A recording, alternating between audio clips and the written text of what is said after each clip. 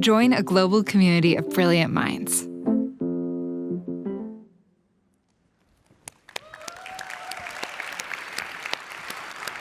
Our thanks to Greg Manny and Rise for presenting this event. Now please, welcome back to the stage President and CEO of Society for Science and Executive Publisher of Science News, Maya Ajmera, with panelists Catherine Havasi, Jonah Kallenbach, Shannon Nagel, and Nikita Singh.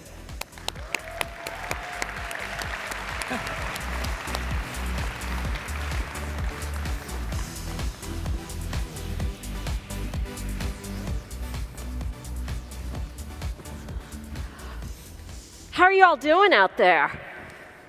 Yeah? I can't hear you. Good, good.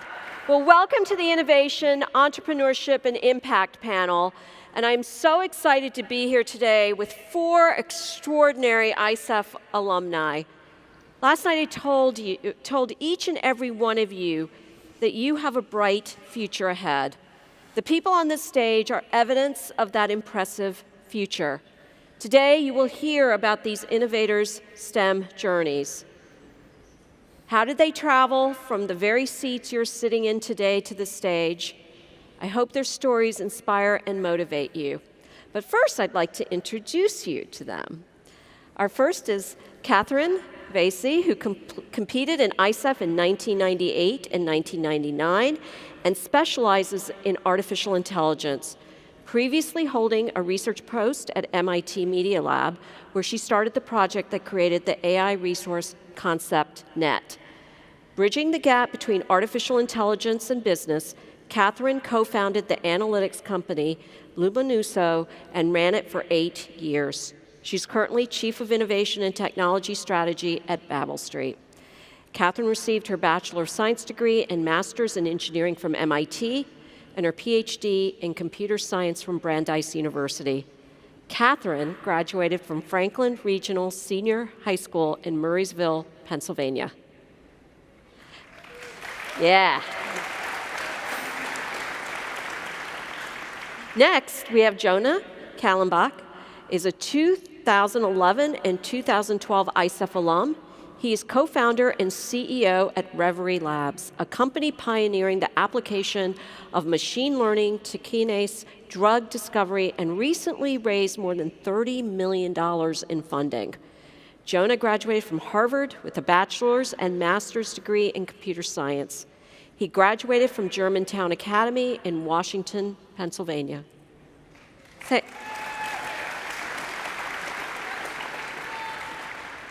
We have Shannon Engel, at the very end there, who participated in ISEF 2004 and 2005.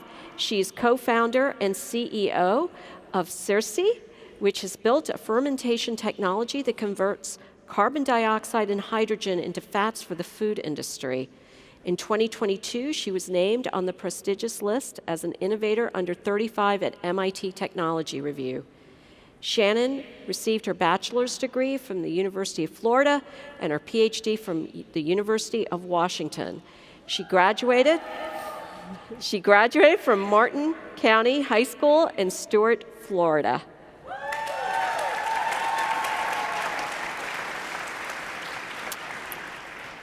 And we have Nikita Singh, competed in ISEF in 2007 and 2008. Nikita is co-founder and chief product officer at Artificial, building automation infrastructure and tools for the future of biotech labs. Prior to this, she was a researcher at the Personal Robots Group at the MIT Media Lab, where she designed and studied socially intelligent robots plus AI platforms. Nikita received her Bachelor of Science degree in Industrial Engineering and Operations Research at the University of California, Berkeley, and Master's in Media Arts and Science at MIT. Nikita graduated from the A.B. Lucas Secondary School in London, Ontario, Canada. Let's hand it for her. So let's start. And I'm going to pick on Jonah first. So tell us a little bit about your ISEF experience and its impact on you. Sure. I think, well, first of all, it's a pleasure to be here, and thank you for having me. I think the biggest thing I took away from my ISEF experience was learning that it's not just the science or engineering project that you complete, but it's actually about communicating that project. And communicating science is really just as important as actually doing the science. And that really applies to my job today, where not only are we obviously working on discovering cancer drugs, but we also have to explain that work to investors and potential employees, et cetera. So that's really been my biggest takeaway, is to focus on learning how to communicate science, not just do science. How about you, Nikita? Yeah, so thank you guys for coming to listen to us. I actually have a memory of a judge in 2007 who had said to me, "You're one of the first finalists that kept saying 'we' when she talked about the work that I did for my project." And so it was like, we did this and we did that, and he thought it was a little weird. And I think the big thing I learned out of that experience is any kind of work, whether it's in the scientific domain or otherwise, really takes a village. And so there is very much this we part to the problem, where you will rely on so many other people to do the work that you want to do in the future. Shannon.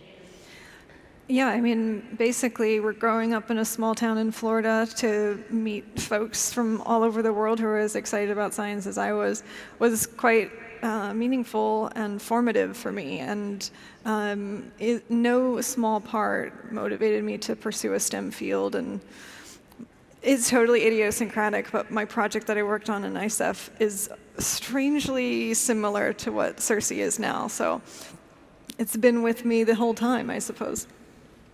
And Catherine. I would definitely echo learning how to communicate the projects that you do, and learning how to talk to other scientists is really one of those things that you learn here that you carry with you through all your life. And it's a skill set that becomes important no matter what path you take.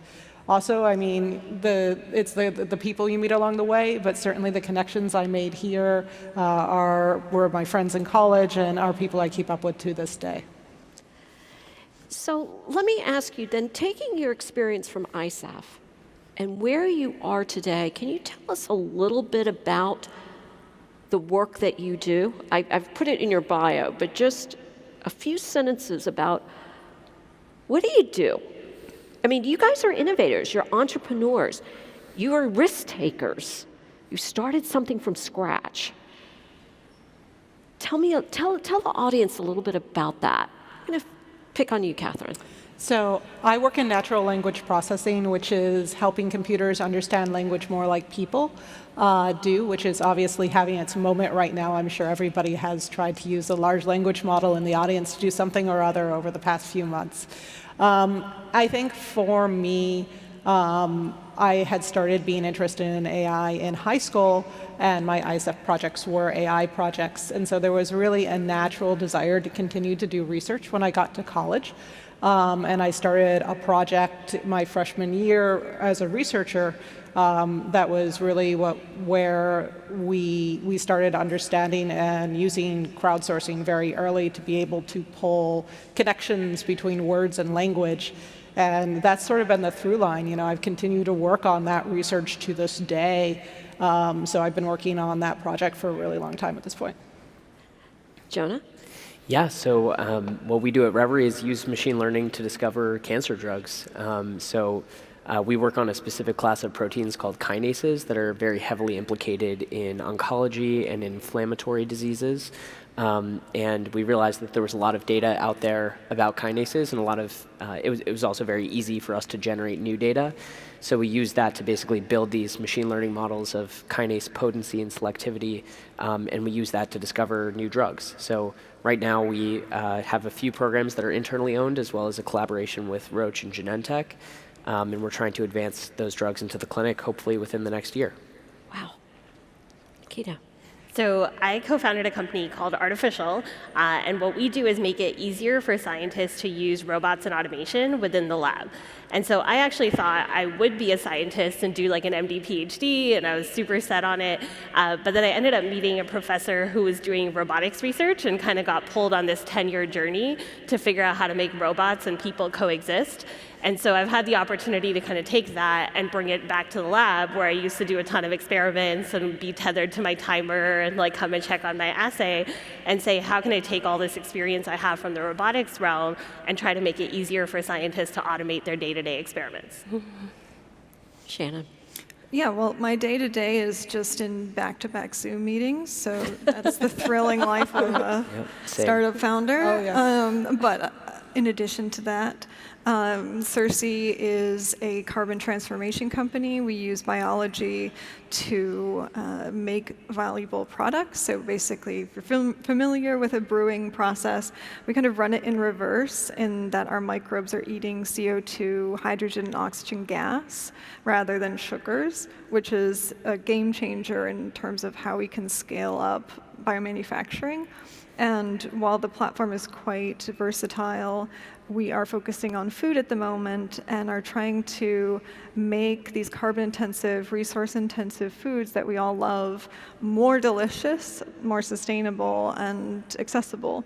And so it's very core to our mission to try to check each box on the sustainability bingo card, and just make the entire process holistically sustainable. So I have a quick question for you. Waffles or pancakes? Waffles. Waffles. Pancakes. Pancakes. There you go. 2 for waffles, 2 for pancakes. You can put things in a pancake. You can't, Okay, Exactly. there you go. Another question for the panelists. What or who has been the greatest inspiration for the work that you do? Nikita. It's a good question. So I was actually thinking about this while staring out of my hotel window last night and watching all the cars kind of go by. And I think for me, I get really inspired by just watching human behavior. And when you think about your entire day, I did the exercise once of writing down all the things I interact with. And most of what we interact with, like the cars we drive, the phone, the fact that there's a conference hall and you're listening to us, was created by other people, like billions of them, over many, many, many generations. And so I think for me, just watching humans do what humans do, some of which can be inefficient and silly, and other stuff is like magnificent, I actually find very inspiring in the day-to-day. So for me, it's just like the little tiny minutia of my day. Shannon? Sorry, I missed the question. It says, what or who has been right. the greatest inspiration for the work you do? Space exploration. I'm very pro-human, and I feel like being able to explore at least the solar system is quite inspiring. I see it as one of the greatest challenges of the species, and I think that rather than, I'm working in climate tech, and so there's a lot of despair that comes at me, and I'm like, oh my gosh, what is even going to happen here? And I have to kind of look towards this more, what I hope, utopic future where we're able to coordinate and go explore the solar system. Catherine? I'm really actually inspired by the students and the entrepreneurs I work with. When I was teaching at MIT, it was fantastic to work with students, in part because students bring such a wonderful, fresh perspective. They are willing to try things and willing to think in different ways that people who have been in the field a long time aren't typically. And entrepreneurs just bring so much energy and such an excitement to the work that they do that I think everybody looks at the world in a new way, and the more I see that, the more inspired I get. Two things. One, my grandfather was a chemistry professor, and so he, from a young age, got me addicted to science and looking through microscopes and thinking about protein structure. And then, I think working on cancer is sort of inherently inspirational. Obviously, probably everyone in the audience, their life has been touched by cancer in some way. And so it's inspiring to get up every day and have that as the mission for our company. Okay. I'm going to now invite Aaron George to come and ask the first question. Perfect. Hello, my name is Aaron George. I'm a high school sophomore from Austin, Texas, and an aspiring physician and flight surgeon for SpaceX. Thank you so much for your time here today. So innovation fires up an idea for an entrepreneurial initiative, but there is no success without risk-taking. How can high school innovators, such as the ISEF finalists who are here today, prepare themselves to be risk-takers early on in their academic life? Who'd like to take that question? Start. Yeah. I think one of the things you have to think about is that you are already a risk taker by being a scientist, right? There is no science without measured, thoughtful risk and hypothesis and evaluation. And I think bringing that same attitude to the way you apply your work and the way you think about your work in the future is really, in some way, a recipe for success, right? Think about every single thing you do, even if it's how your work is going to impact the world or how to start a company, as a science experiment, and bring that reasoning to it. And I think in some ways that can be a real recipe for success. I can add to that. So I also think the word risk means different things to different people, right? Like for some, it might be emotional. For others, it's financial. For others, it's a whole host of other things. And I've found it really meaningful in the last decade of my life to put myself in a lot of situations and rooms where I feel uncomfortable. And I think by being not the smartest in the room, or raising my hand in contexts that I found scary, or even just taking a chance on a group of people, not knowing whether it would ever turn into a company or anything, forced me to question my definition of risk and evolve it over time.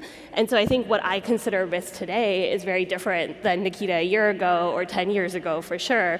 And I think constantly being okay with that and putting yourself out there, even if the answer is no, I feel is a great way to go about it. And for reference, my first science fair project that made it to ISEF, I emailed 100 professors and only one said yes to letting me be annoying in their lab and ask questions and do stuff. But it worked out in the end. So I think definitely just taking a chance works. So. Yeah, I agree with that. I would also say, with risk, the question is, what do you have to lose? And, that's really a question of what are you motivated by? Is it intrinsic or extrinsic? Mm-hmm. Because if you're motivated by what matters to you, you have nothing to lose. So, there's really no downside to taking a risk. Yeah, I would just echo both of those sentiments. It's really you have to think that it's not high risk. You have to be kind of delusional. And that's the only way you can kind of progress, because if you are calibrating yourself to folks who aren't used to living in that kind of environment, it can be quite draining. But if you are powered by this delusion or adversity, putting yourself in difficult situations, asking what do I have to lose? I think these are all good questions that require a frame shift. Thank you. Awesome, thanks so much. David Kim. Hi, I'm David, and I'm from Durham, North Carolina. I attend the North Carolina School of Science and Mathematics, and my classmates are from every district in North Carolina. My question is, what can I do as a student to inspire a passion for the sciences in those around me, especially people with diverse backgrounds and varying scientific exposure? Go ahead. Yeah. So what I was thinking there is, I don't know how science is sitting with the kids these days, but I think that having a very open discussion where your interlocutor doesn't feel dumb if they don't know or don't know the question or feel comfortable asking questions. I think once you kind of plant the seed of it's okay to ask questions and it's okay to be wrong and it's okay to talk about it as that's actually a growth process, that kind of has these follow-on effects. Anyone else? I would also say, meet people where they are. So, I had a couple of situations where, trying to communicate science can be difficult to people who have varying degrees of, exposure to it, like you said. And doing the simple thing of, I taught someone color theory by just getting 256 glasses of water and, mixing colors with them for, 5 hours. Or, understanding electronics, taking apart one of their favorite devices and putting it all back together to show them all the components. But I think meeting people where they are versus, where you are can kind of help build that bridge. So. Thank you. Thank you. Diksha Kumarish?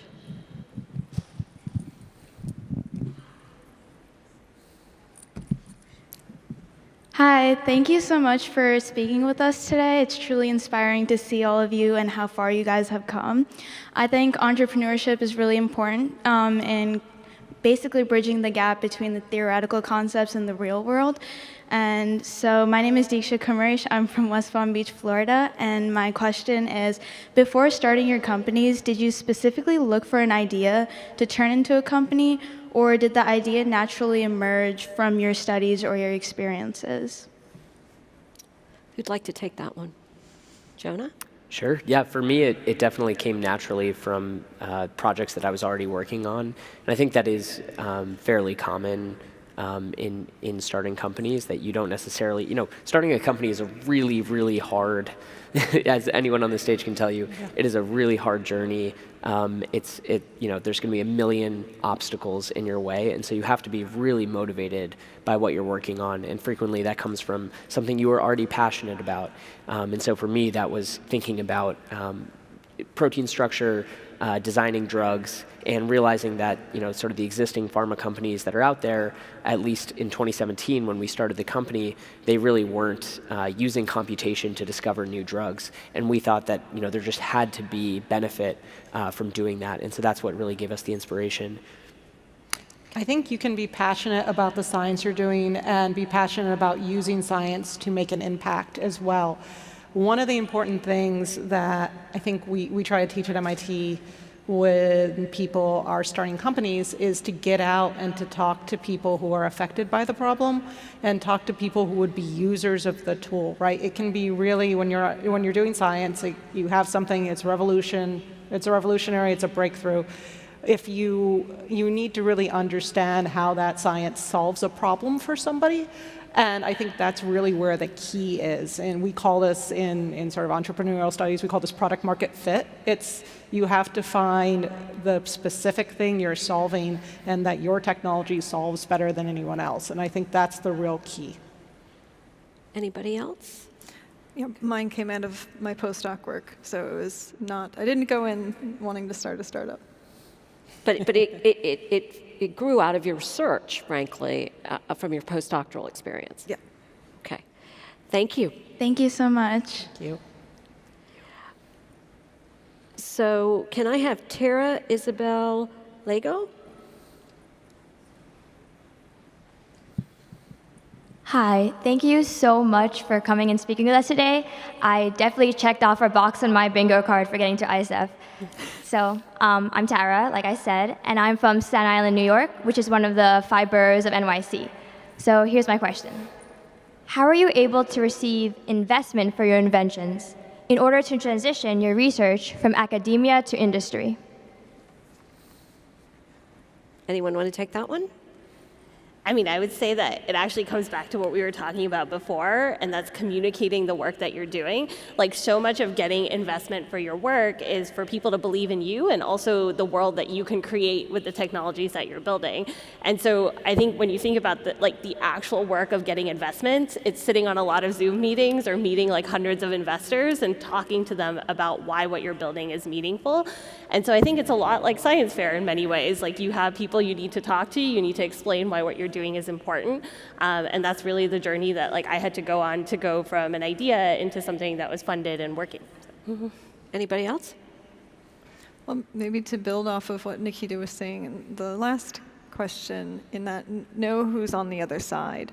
So when you're speaking to a VC, you have to both know their motives, know why they're talking to you, know what they want, and kind of focus on making each conversation as productive as possible, so that not only do they remember you the next time, but they don't have to translate anything. It's already kind of, you're hand-holding quite a bit, but knowing who's on the other side to communicate, translate from what you think your technical work is and what they're trying to get from it.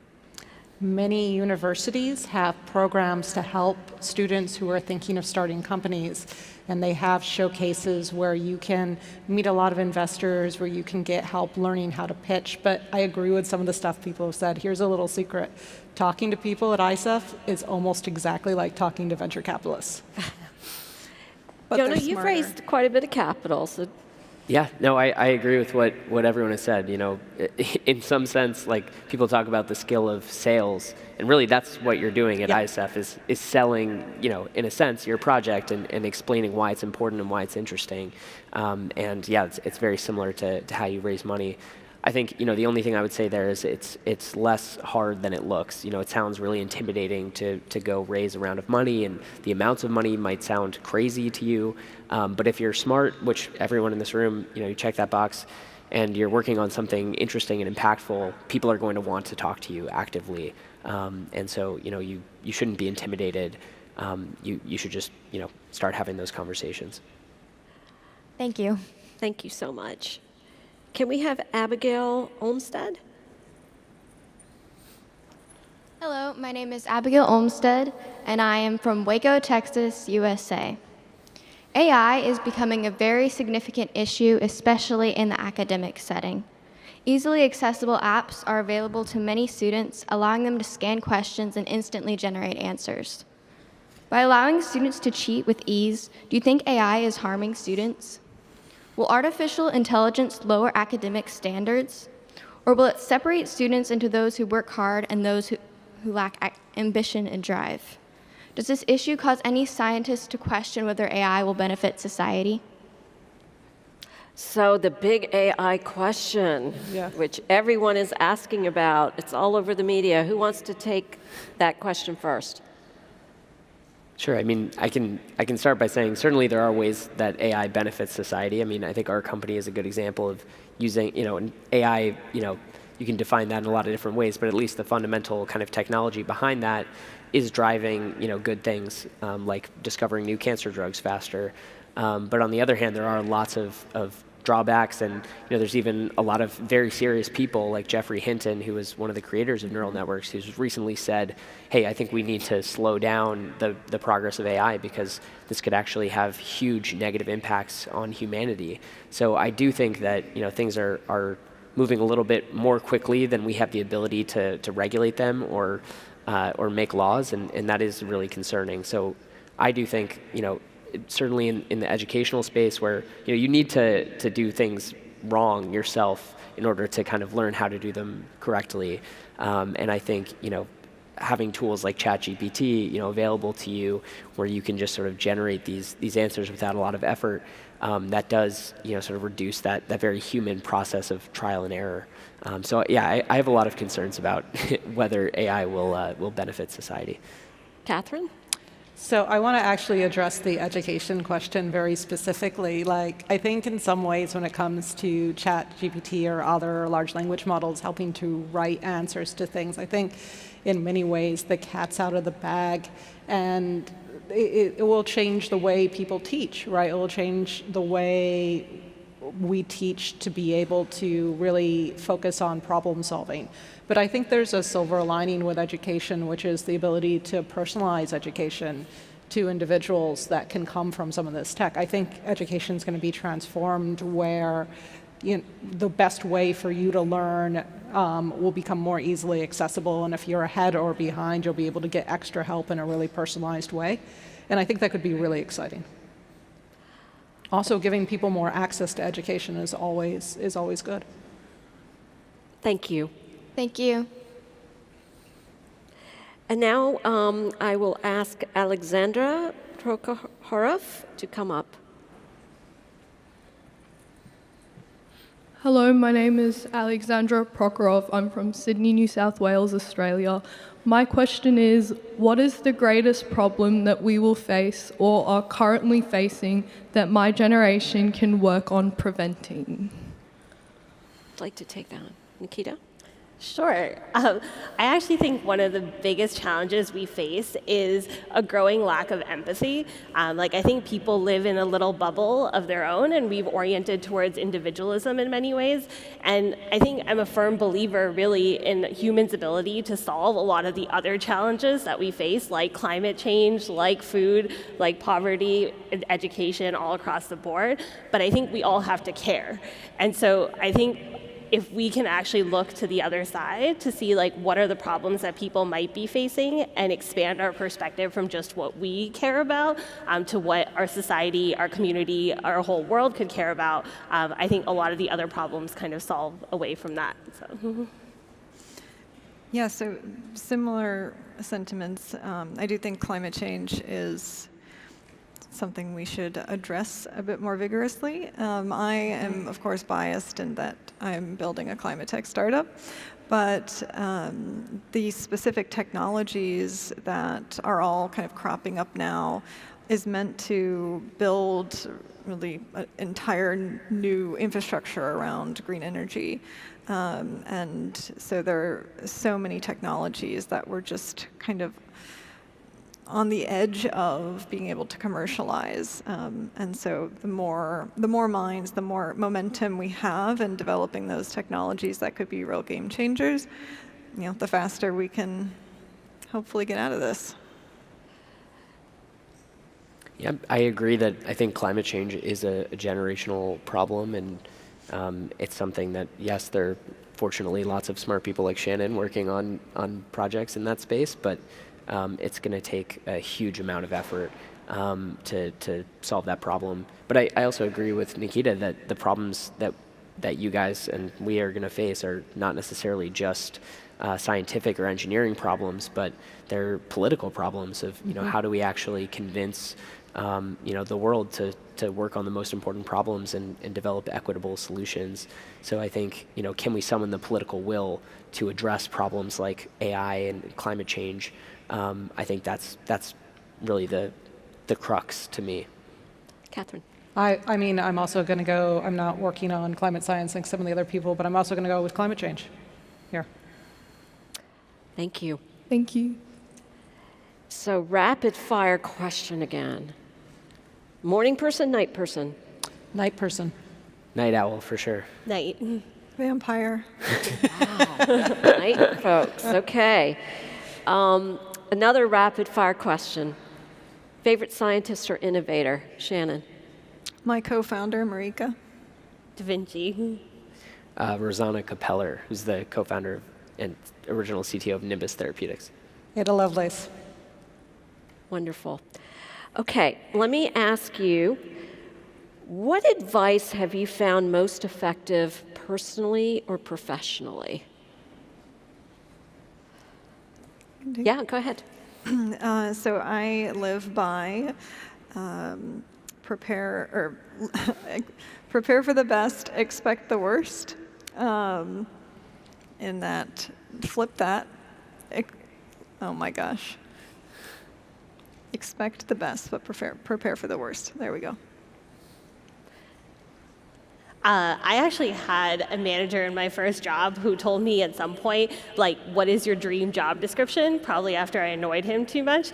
And I was sort of sitting there thinking, wait, I wanted this other kind of role, but I don't even know what that means yet.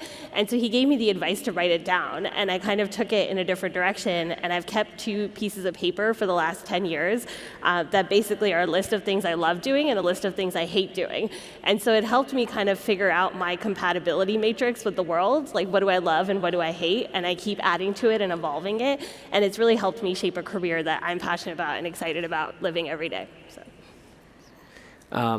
My mom told me to enjoy the ride of everything that I'm doing. I think, when I was in your shoes at ISF, in high school and college, I was very stressed out. I was working all the time and really, trying to achieve the most that I possibly could. And I think it's important to remember that this is all only worth doing if you really enjoy it and savor it. And, it's not worth, sacrificing your mental health or your happiness. It's important to enjoy what you're doing while you're doing it. I would say get out of the building and talk to people, or get out of the lab. Really talk to the people who are affected by your technology and think about the good and the bad, the impacts that you have, and talk to people who what you're doing can benefit. Another rapid fire question. What was your worst subject in high school? Biology. Languages. Languages? French. Physics. Physics. History. Interesting. Very diverse. Okay. And are you a virtual or an in-person type of person? So do you like Zoom, Microsoft Teams, or do you like to be in person for your meetings? Shannon? It depends, but usually not in meet space. In person. Yeah, I think working remotely is nice as flexibility, but I think when you're really doing, hardcore creative work, it needs to be in person. I'm an in-person person. All right. So as we end this extraordinary panel, this last question I have is, what do you hope today's finalists take away from our conversation today?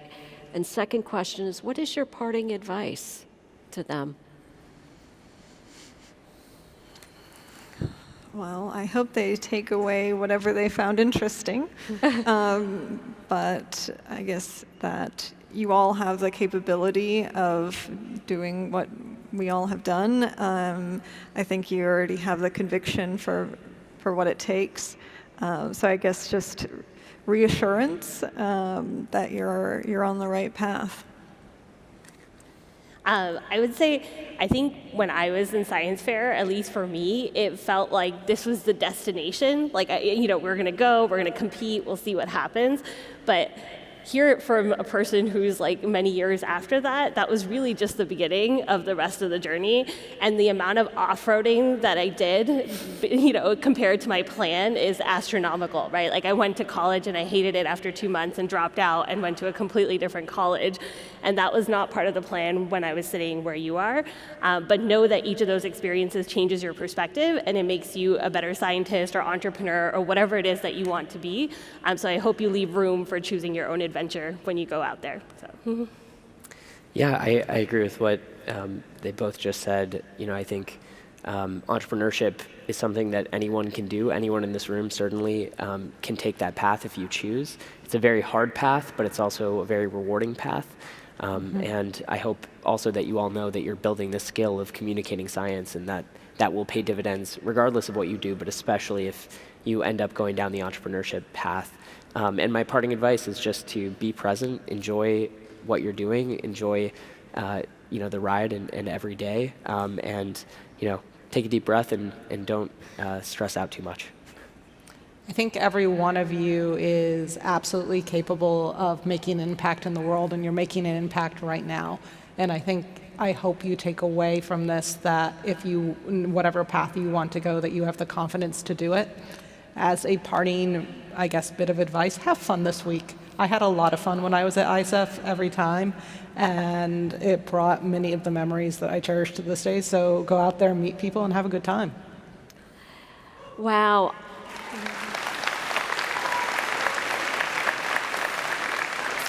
So, folks, what an extraordinary group of individuals up here. I'm incredibly inspired.